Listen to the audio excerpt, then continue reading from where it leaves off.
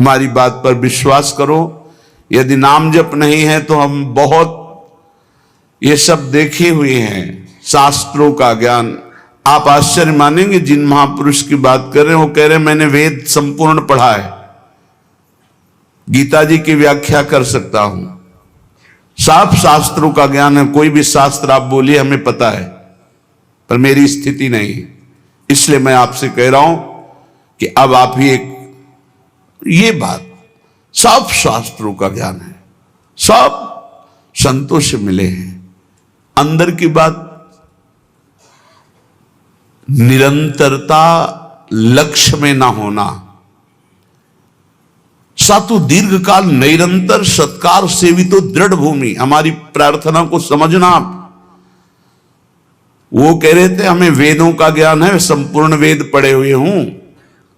आप जिस शास्त्र को बोलेंगे वो सब शास्त्र, संपूर्ण महाभारत, इतिहासों में सर्वश्रेष्ठ, कोई ग्रंथ ऐसा नहीं जो हमने स्वाध्याय न किया हो। तो कमी क्या रह गई? यही बात एक वाराणसी से 65 वर्ष के आए हुए एक सन्यासी महात्मा ने कहा, वेदांत अनुशीलन करता हूं, गुरु सेवन करता हूं, रोज गंगा स्नान करता हूं, विश्वनाथ जी के 3 बजे प्रातःकालीन जल चढ़ाता हूं, दर्शन करता हूं, फिर भी मन अशांत है। वो वस्तु जो प्राप्त करना चाहिए वो नहीं प्राप्त है।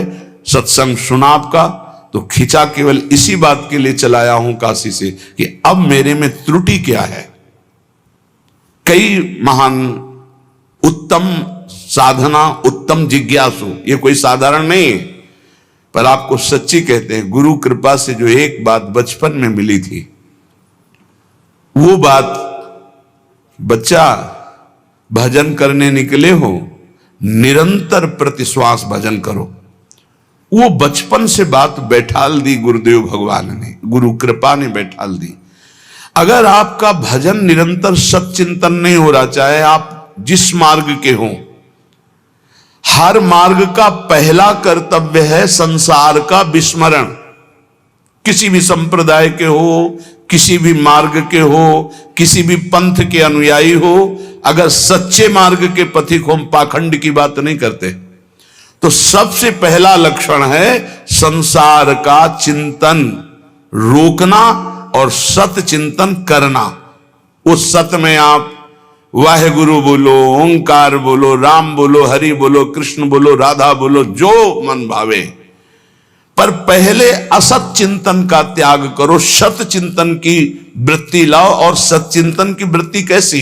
देवर्षि नारद जी कहते, अव्यावृत भजनात्, अखंड स्मृति। इसकी कमी होने के कारण बाहरी सब बढ़िया साधन होने पर भी मन को परमानंद का द्वार खोलना नहीं आया। वो यही है अंदर है।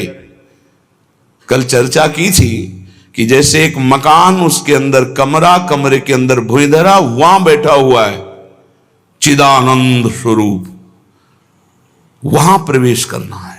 वो दरवाजा गुरु कृपा से प्राप्त मंत्र और नाम के निरंतर चिंतन से प्राप्त हुए ज्ञान से खुलता है। और वो तिजोरी खुली तो माला माल हो जाओगे, और वो बंद रही तो हम आपको कह रहे हैं कि इतना इतना सब कुछ है, लाखों लोग उनकी दंडवत करते हैं, वो दंडवत करने योग्य हैं, पर मन की जो स्थिति चाहिए वो नहीं है। क्यों नहीं? क्योंकि जो मन की स्थिति पहुंचाता है वो नहीं है। वो क्या है? अव्यावृत भजनात्। गोस्वामी जी की, तुलसीदास जी की बात बिल्कुल आप चाहे जिस मार्ग के पथिक हो, सच्ची बात समझ लीजिए। बारी मथे घृत होए बरु, सिकताते बरु तेल, और बिनु हरि भजन न बहुतरी या सिद्धांत अपेल। बिना निरंतर भजन के बात नहीं बननी है।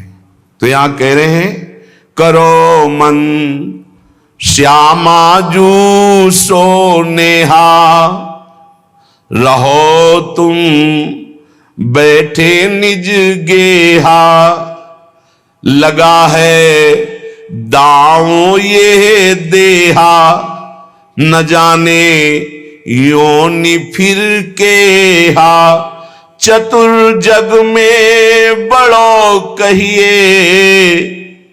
कौन?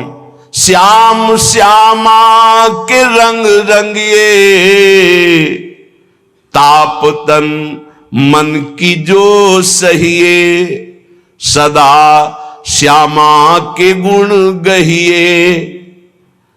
जगत में जीव हरि प्यारा, सबन का श्याम रखवारा। जिन्हों के रूप रंग न्यारे, बनाए मैं इनकी जाऊं बलिहारे। सबन में दोष गुण मिश्रित, धरे हरि राखी निज आश्रित। विराजय आपो अंतरहित, सबन में दूध में ज्यों घृत। बहुत सुंदर वर्णन। हे मन, तुम कहीं भी हो, भागने की जरूरत नहीं। इसे बहुत अच्छे से समझा जाए। आप कहीं भी विश्व में भागकर चले जाएं, यदि भजन नहीं हो रहा तो आपका मन निर्विकार नहीं होगा, और विकारी है तो आप गंगा में खड़े होकर भी शांति नहीं पाएंगे। करोड़ों गंगा जी इस वृंदावन की रजकण की समानता नहीं कर सकती। गंगा जी भगवान के चरणारविंद का धोवन है, चरणामृत, और स्वयं प्रभु प्रेम स्वरूप प्रियालाल यहां खेलते हैं, तो समानता कैसे हो सकती है? क्या आपको वृंदावन में जो वृंदावन का प्रभाव है अनुभव में आ रहा है? हर समय प्रेम उमगन, हर समय रूप माधुरी की छकन नहीं है। क्यों? क्योंकि नाम जप नहीं। जितना नाम जप करेंगे उतना ही प्रकाश होगा, और वो यहां आप आओ या ना हो।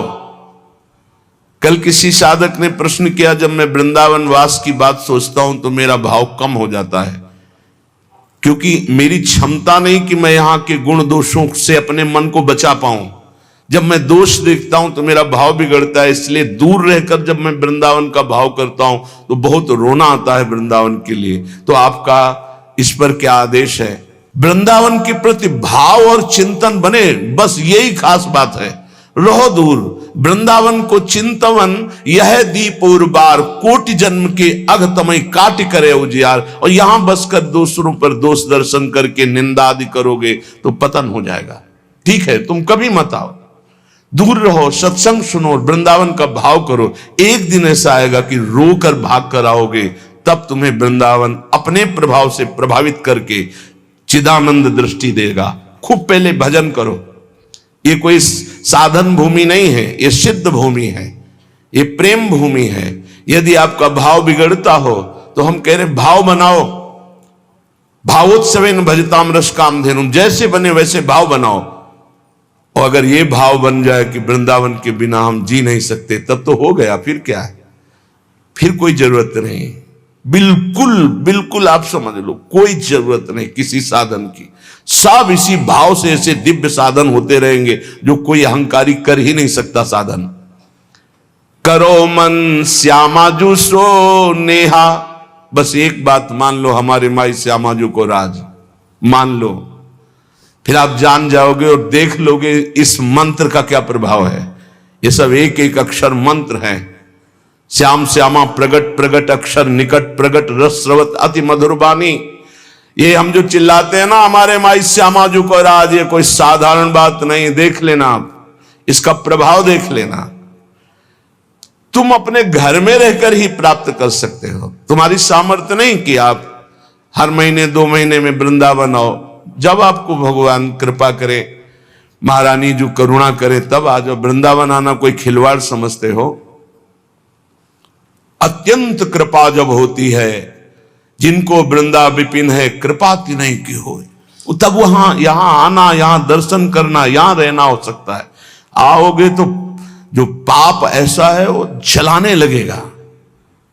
कोई विरला ऐसा है जो श्रीधाम वृंदावन में निर्दोष दृष्टि करके भगवत भाव में डूबता है। नहीं, ये राजधानी है, यहां सैनिक नहीं, यहां सुभट है, सेनापति यहां है। यह सर्वत्र काम प्रहार करता है, लेकिन यहां स्वयं काम मौजूद है।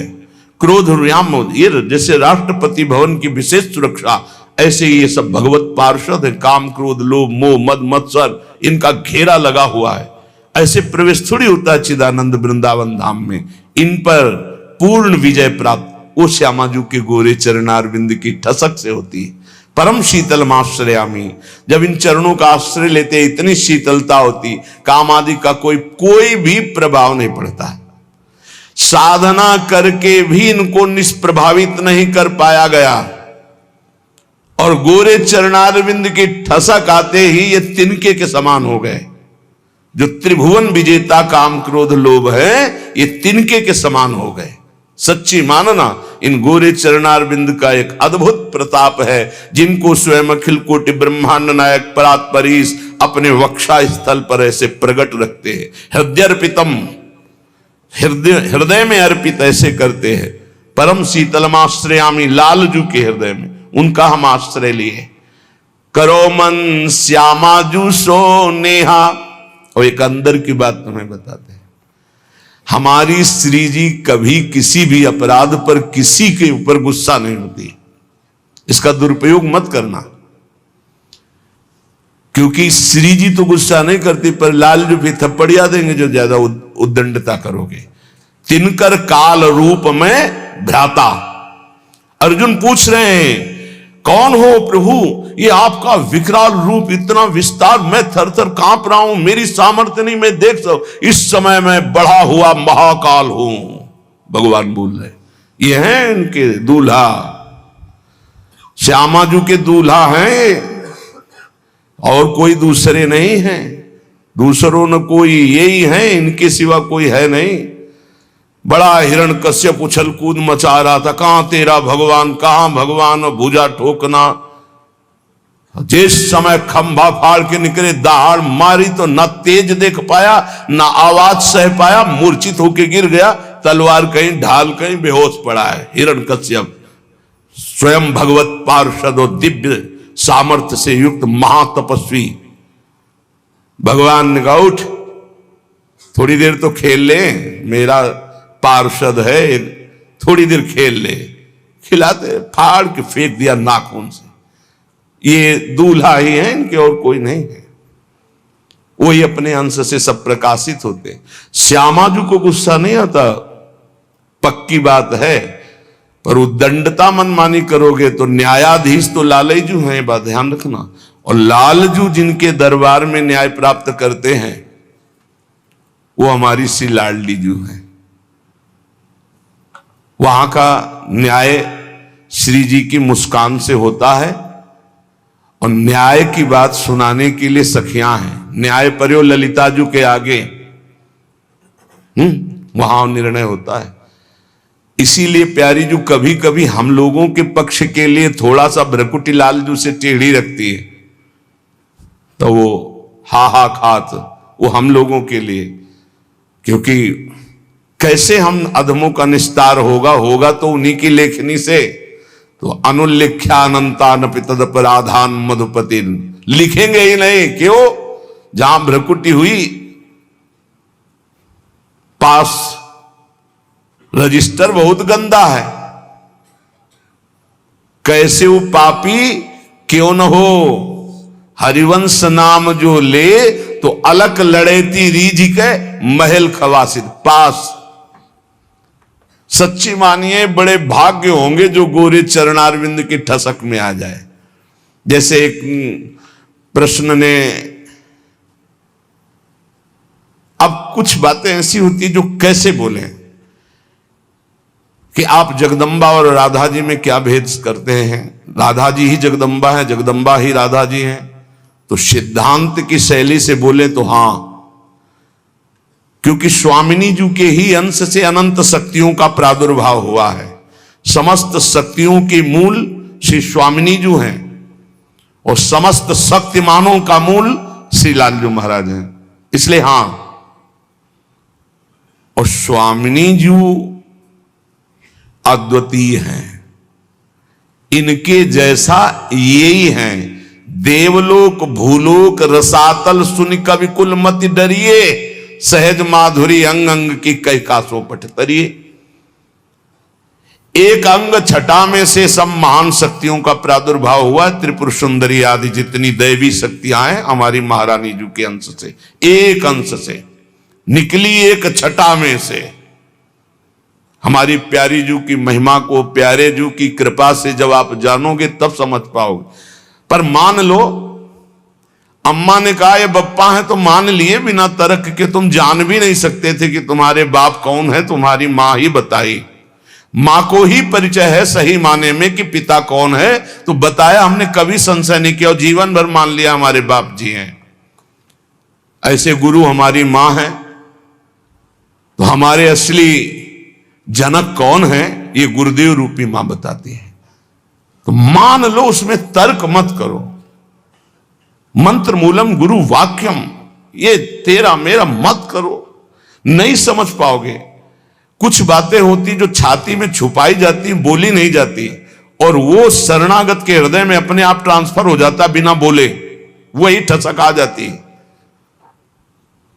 मान लेना हमारी ये बात। कुछ बातें हम नहीं बोल सकते जो हैं अंदर, शब्द में ताकत नहीं कि हम वो शब्द में लाभ पावें, शब्द में सामर्थ्य नहीं। रोम रोम जो रसना होती तो तेरे गुण न बखाने जात, कहा कहो एक जीव सखीरी बात की बात की बात। कैसे बताऊं? कोटि कोटि रसना जो रोम रोम प्रति होई, प्यारी जू के रूप को न प्रमाण कहो जाता है। ऐसा सौंदर्य, ऐसा महात्मा, ऐसा करो मन श्यामा जो सेहत। हमारी प्रार्थना मान लो कलिकाल है, इस कलिकाल में बहुत जोर की कृपा की आंधी चली है, निकल चलो। गोरे चरणारविंद के प्रभाव से निकल चलो। श्री धाम वृंदावन में बैठ के कहते हैं, बोले सत्य बोलना है तो मंदिर में चढ़ के बोलो। करोड़ों मंदिर यहां की समानता नहीं कर सकते, क्योंकि यहां एक कण की आकांक्षा शिव सनकादि करते हैं। यहां के एक रज कण की आकांक्षा जिनके मंदिर बनते हैं वो प्रभु करते हैं। औरों की तो बात जाने दो, जिनके चरण रखने की चौकी को ये सब नमस्कार करते। ध्येयम सदा परिभवंगम अभीष्ट दोहम तीर्थास्पदम शिव विरंति नुतम शरण्यम। वो स्वयं प्रभु प्रिया चरण रज जान के लुठत रसिक सिरमौर। तो यहाँ के समान हम यहाँ बैठ के बोल रहे हैं, और यमुना जी का पावन पुलिन है जहां आप बैठे हो। पहले यमुना जी परिक्रमा मार्ग के समीप से ही बहती थी, कालीदेह में देख लो। तो ये यमुना की धारा में ही बैठे हो, और यहां हम कहने कि गोरे चरणारविंद का ठसक हृदय में केवल आ जाए, हमारे माई श्यामाजू को राज, वो पद मिलेगा जो बड़े बड़े योगी और मुनियों ने वांछना की पर पाए नहीं, क्योंकि तप प्रधान। और यहां ना हमारे पास तपस्या न साधना है, हम जैसे हैं श्यामाजू के हैं, बस इस बात से मिल जाएगी। भगवत ऋषि जी महाराज कह रहे,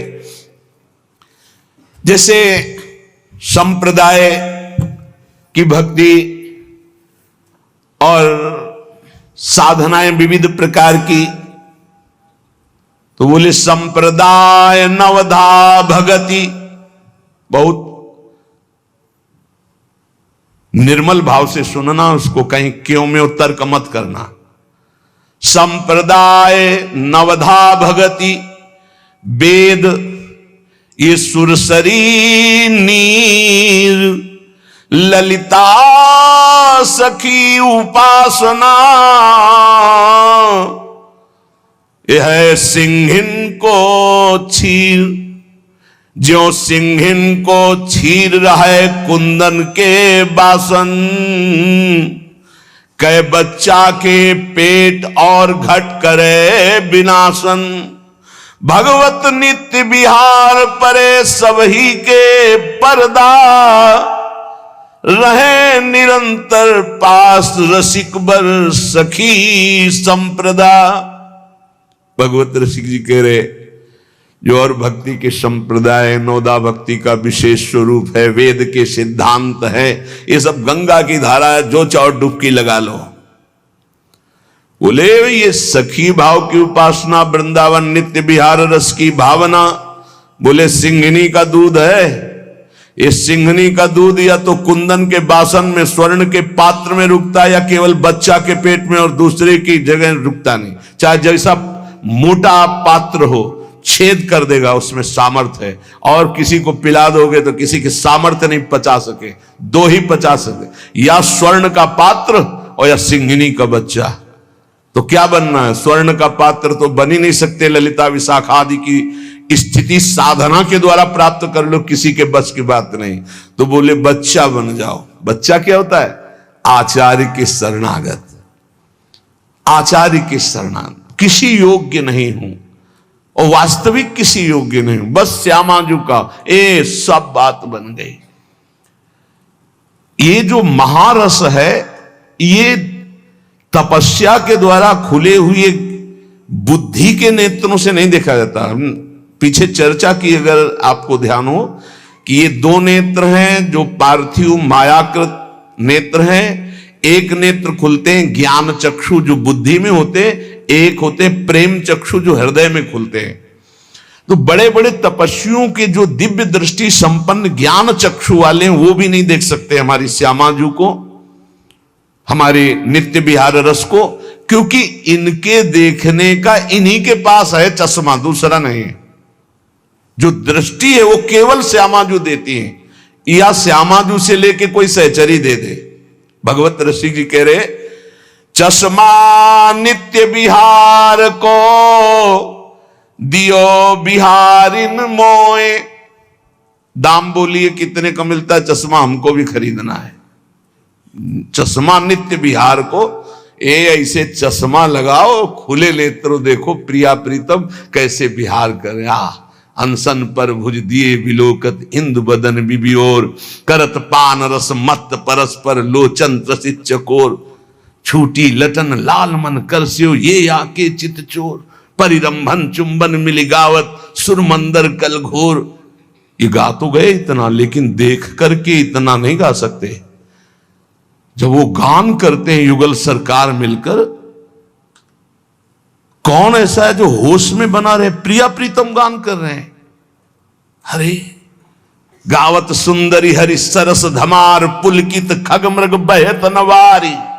यमुना का प्रवाह रुक जाता है, पंछी मौन व्रत धारण की हुई मुनियों की तरह वो चश्मा से दिखाई देता है। और ये चश्मा चश्मा की दुकान में नहीं मिलता है, श्यामाजू से मिलता है। और श्यामाजू से जो चश्मा लेने की भेंट है वो रसिक जन लेते हैं, और रसिक जन जो भेंट लेते हैं वो अनन्यता होती है। वो अनन्यता का स्वरूप है हमारे माई श्यामाजू को राज।